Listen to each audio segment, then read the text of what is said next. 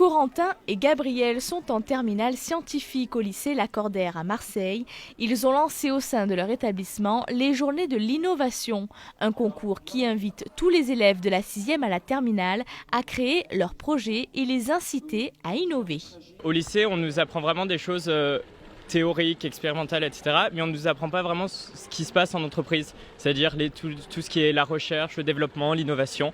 Et du coup, on voulait montrer ça. Pour cette première édition, 15 participants se sont prêtés au jeu, encadrés par les conseils de start-up et de nombreux professeurs chargés d'évaluer leurs projets. Un challenge qui permet de leur donner une certaine visibilité.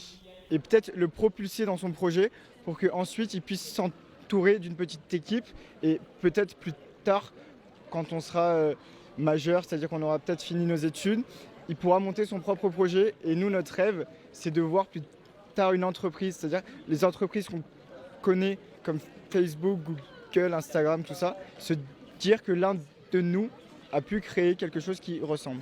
Julien Leluc. Le grand lauréat du concours, c'est lui. Julien est passionné par le domaine de la santé. Il est à l'origine d'un projet de bracelet bien particulier. C'est un bracelet qui fonctionnerait avec un implant qui pourrait analyser le sang. Donc, ce type d'implant miniaturisé, ça peut paraître fou, mais ça commence à voir le jour avec des entreprises américaines. Et donc cette analyse de sang couplée avec un capteur de température et de pouls pourrait permettre d'avoir un état de santé instantané, de détecter précocement des maladies et même pour les maladies qui ne sont pas détectables, d'aiguiller le médecin, de l'aider à détecter d'autres maladies. Avant, j'avais pas mal d'idées d'innovation, de choses comme ça que je pourrais mettre en place.